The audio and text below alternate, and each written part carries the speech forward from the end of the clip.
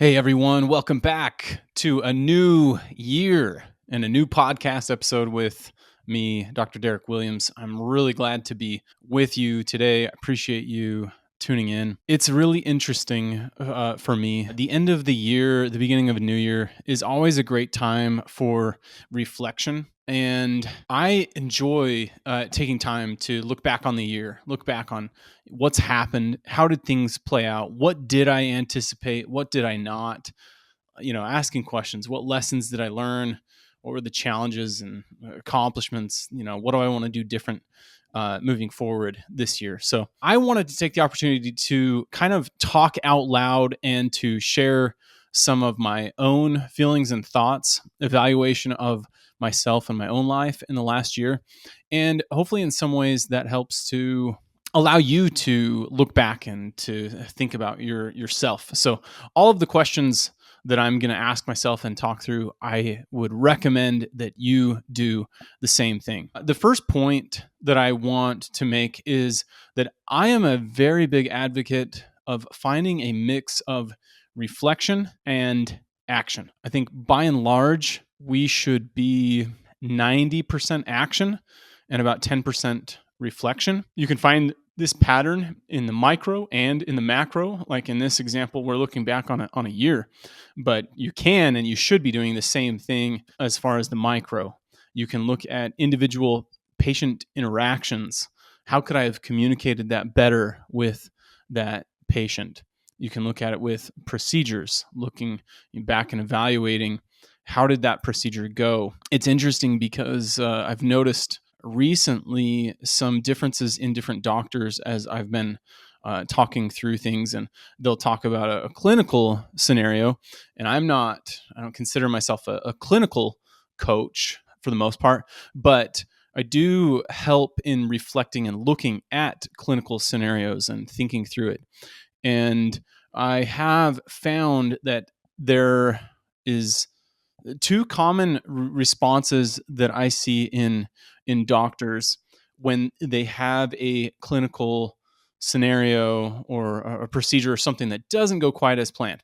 And those two outcomes or two ways of looking at things are, one is I find that some doctors look at those things and kind of just have the idea in mind that, oh, it didn't turn out great, but it was just because of this one little thing, and that was a one-off. That's probably not going to happen again. So I don't want to think too much about it. I'm just going to write it off and move forward and keep going. And while that is possible that it may be true at times, I would say 99% of the time, I don't think that that's the correct approach. I think that almost every scenario you can be learning from. You can reflect, you can look at and see what went wrong. Why did this not go as well as it could have possibly? And what are some of the things that I could have recognized from the beginning? I definitely had this happen a good number of times, and it can be frustrating in the moment to go through those. But the icing on the cake, or the great thing that you can find from these types of situations, is to see, what can I learn from this? Next time, if I was in this situation, how would I recognize and anticipate this as a possibility of an outcome, and how could I pivot and move around it? Or how could I guide the patient towards another option? So again, find a mix of reflection and action. Do it in the micro, do it in the macro. So today I'm going to talk through some of the macro things as far as myself and looking back on a year. So one of the best questions that I love to ask myself is, what lessons did I learn this year? Last night, today I'm recording this, it is January 1st.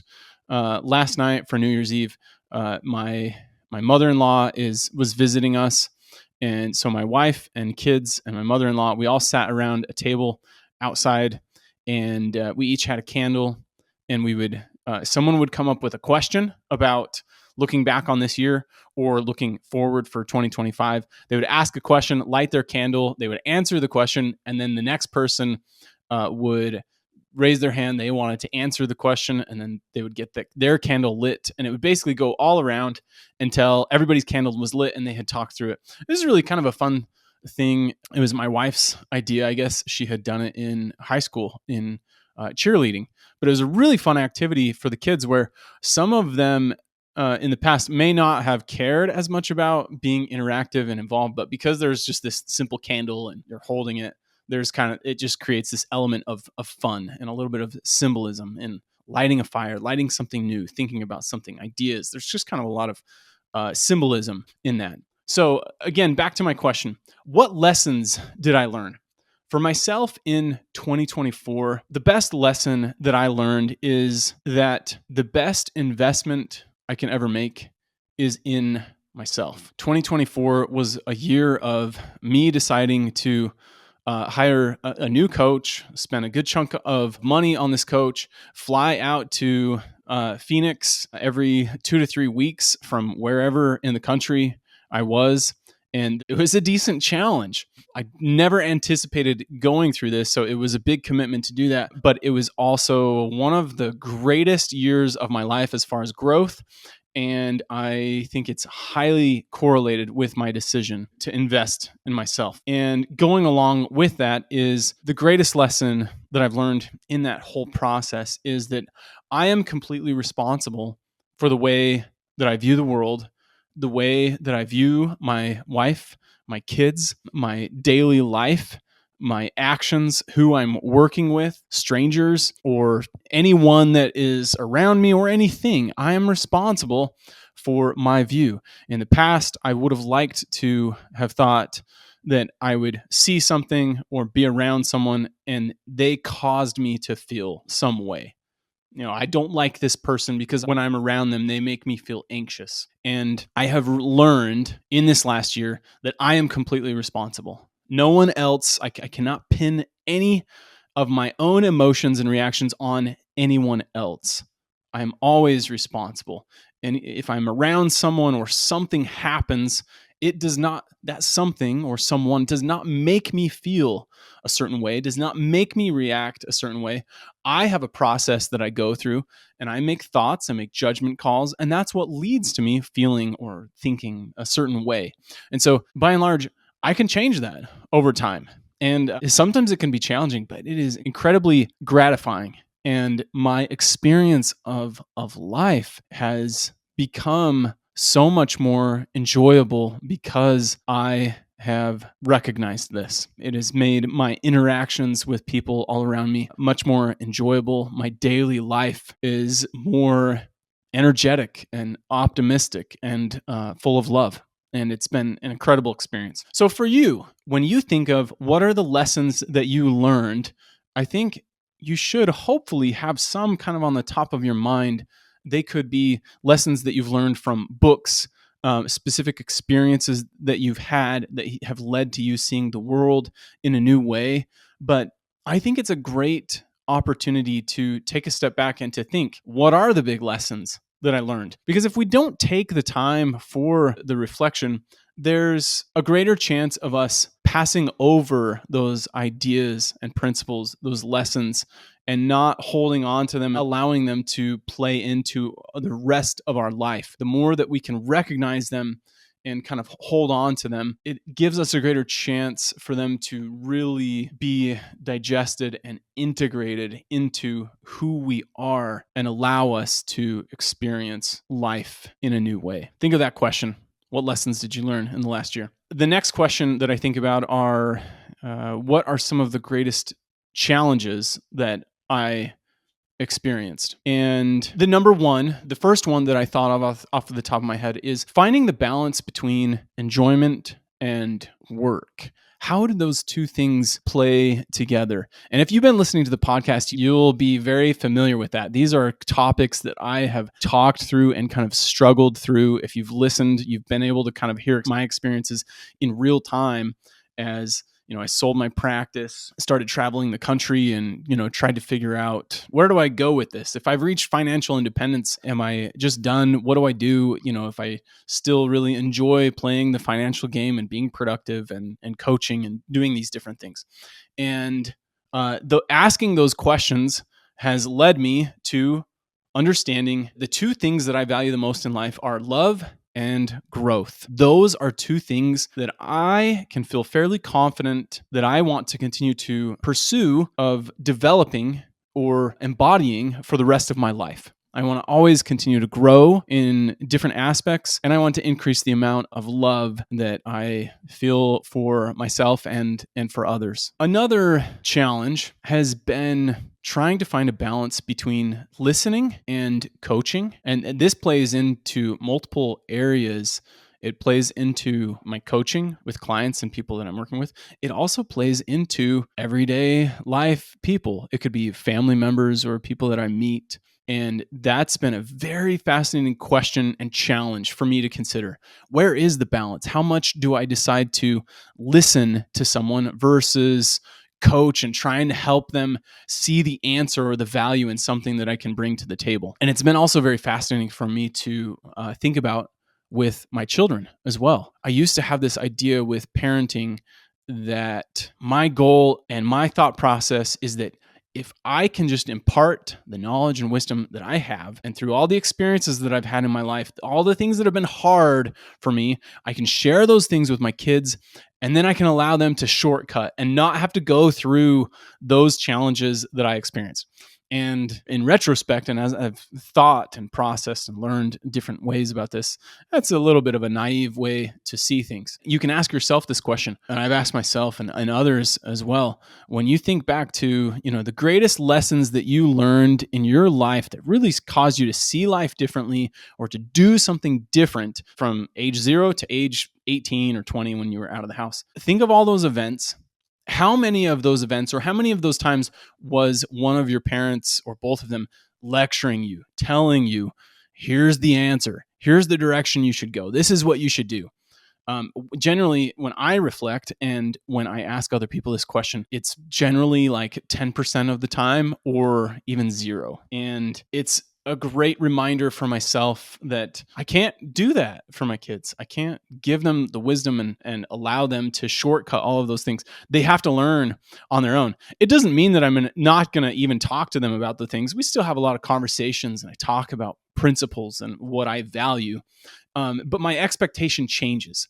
I don't expect them to learn and to follow what I say. I recognize that they are going to have to learn on their own. So what I'm getting at is that in one of the greatest challenges being finding the balance between listening and coaching, giving advice, it is almost always better, I've found, to focus on listening. I ask myself questions. What is it like to be this person? What is it like to see the world the way that they do?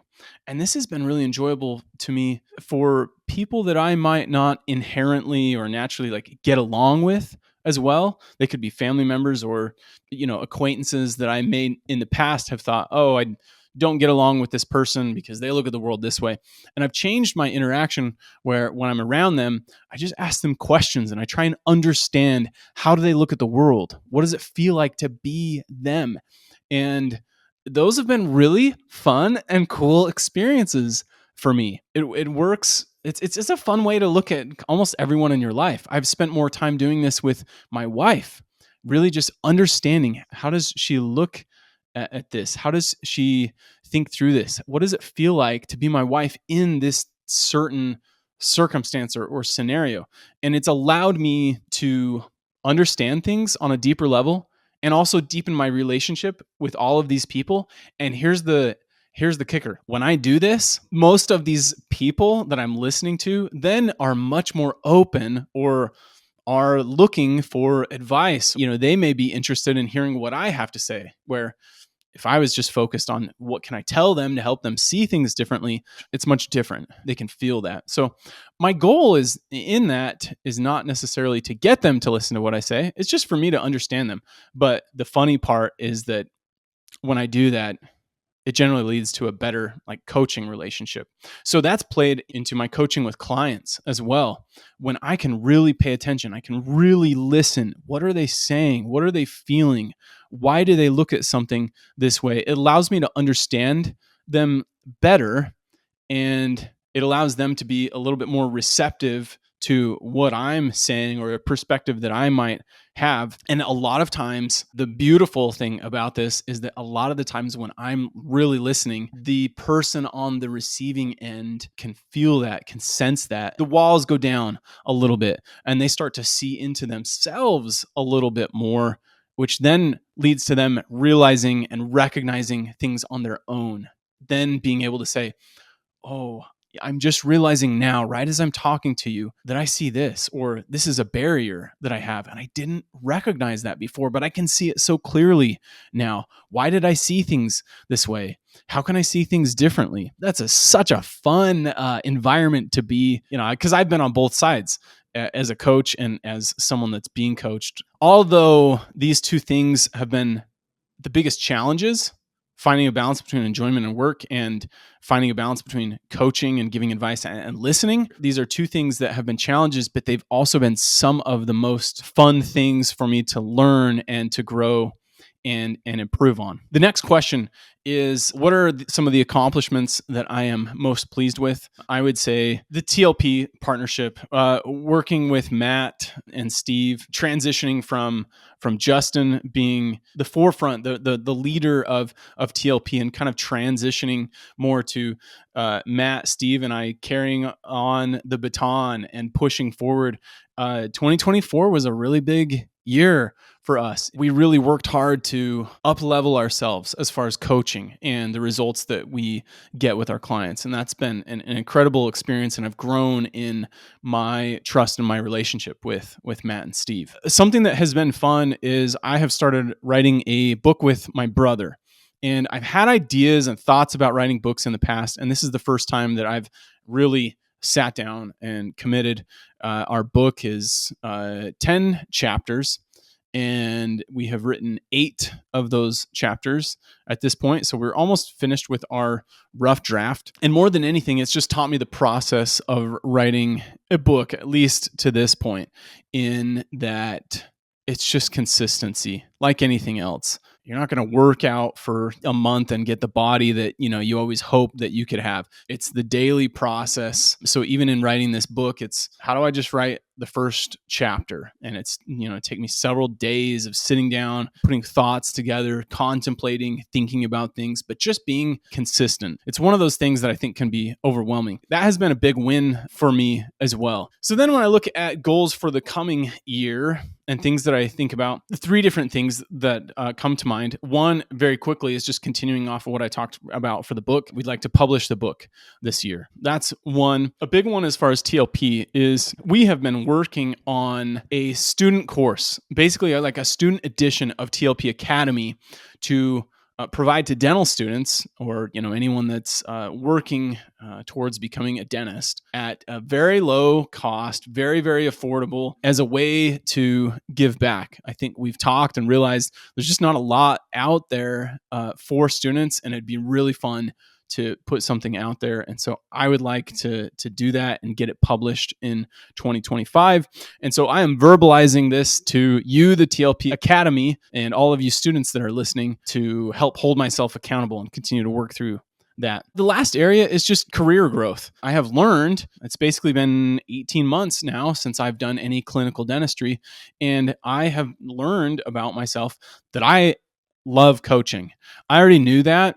But it's given me a new opportunity to step away from clinical dentistry and see how that feels.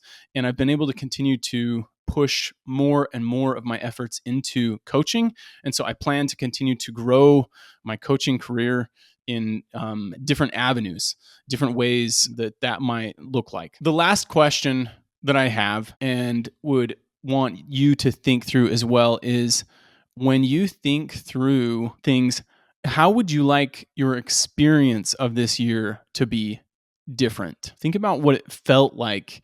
What did 2024 feel like? What are most of the feelings that you had or thoughts as you went throughout the year? And how would you like that to change during 2025? For me, one of the greatest ways that I've grown is by recognizing, and you guys have heard me say it many times, there is no destination, it's all journey. Another way that I have coined in saying this is that the journey is the destination. Another way to consider this is that I am no longer in pursuit of anything. I am just practicing. So another phrase that I like to say in my mind is, I am only in pursuit of practice. I'm not here today to try and get something big in the future. I am here today because I want to be here today. And ultimately, that leads me to greater things in the future. But I don't want to live my life every day just hoping for something in the future. I want to live my life loving every day, loving what I'm doing. And I've gotten a lot better at this in the last year.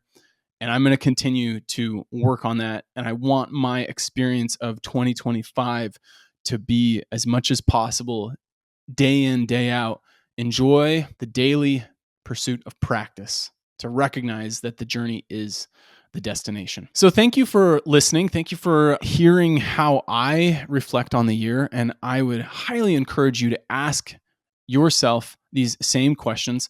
I will put these questions in the show notes so that you can have kind of a quick way to look at them, write them down, and compare them on your own. Matt, Steve, and I are incredibly grateful for you, the TLP community. Some of our greatest in life come from working with dentists and observing the changes that come through vision, hard work, and execution. I'm very bullish on 2025, and I think you should be too. As you contemplate changes that you'd like to see, I would encourage you to push yourself outside your comfort zone.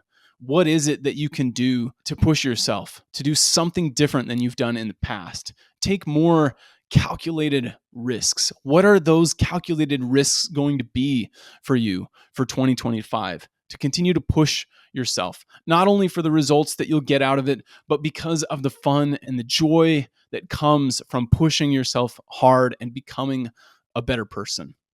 So take care. And as always, feel free to reach out to any of us, Derek, Matt, or Steve at thelifestylepractice.com. Take care, everyone. Sicker than your average, sicker than your average.